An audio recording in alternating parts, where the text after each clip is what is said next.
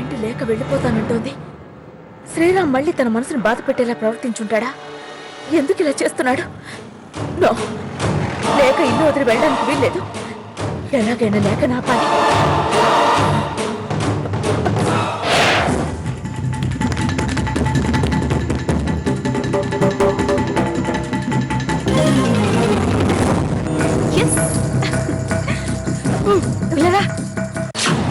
ఏమండి, మీరు భయపడకండి. మీకు ఎటువంటి అపవాది రాదు. రాకుండా నేను చూసుకుంటానండి. నేనేదైనా ఆగేయత్తం చేసుకుంటాను అనుకుంటున్నారేమో. అలాంటి పిచ్చి పనులేది నేను చేసుకోనండి. మీ మాటని నిజం చేయడానికి జీవితాంతం పిచ్చిదాలాగే నటిస్తాను. అప్పుడు కోర్టు మనకి విడాకులు ఇవ్వడానికి ప్రయత్నిస్తుంది. మీరు శ్వేతని పెళ్లి చేసుకొని హాయిగా ఉండండి. నాకెలాగో మీతో రాసి పెట్టలేదు. కనీసం మీరైనా సంతోషంగా ఉంటే నాకు అదే చాలు.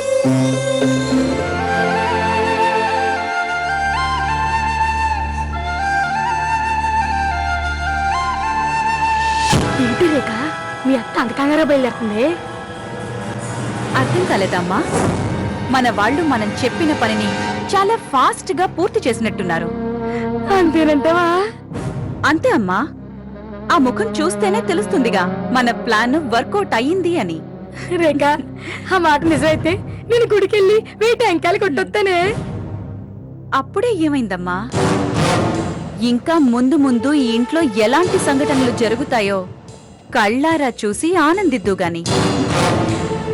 మనల్ని తక్కువ చేసిన ప్రతి ఒక్కరిని తప్పుడు మనుషులని ప్రూవ్ చేస్తాను.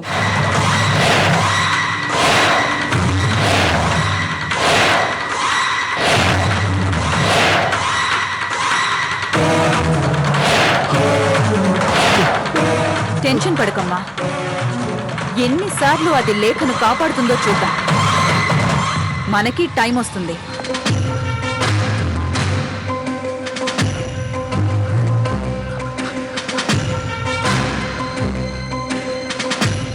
హలో, సముద్ర రిసార్ట్స్. నా పేరు శ్రీరామ్ అండి.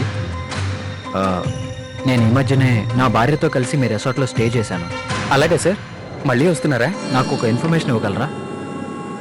11/1/2012 ఆ రోజున మీ రిసార్ట్లో ప్రాస్టిట్యూషన్ జరిగిందని పోలీసులు రైడ్ చేశారు కదా సార్? అది అలాంటి విషయాలు మేము చెప్పకూడదు సార్. నేను ఎవరికి చెప్పను.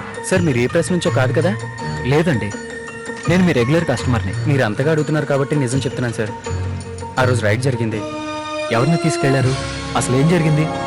అది ఆ అమ్మాయి పేరు లేఖ అనుకుంటాను సార్. ఆ రోజు ఏం జరిగిందంటే,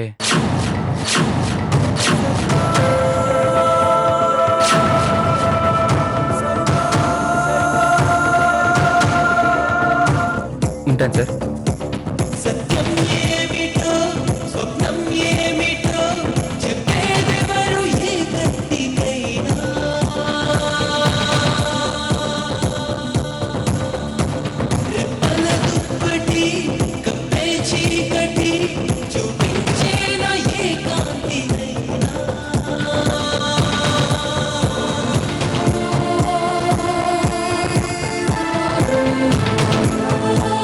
ఏంటి శ్రీరామ్ ఇంత స్పీడ్ గా వెళ్తున్నాడు? ఏమై ఉంటుంది? డ్రైవర్, మేడం, శ్రీరామ్ కార్ని ఫాలో చేయి.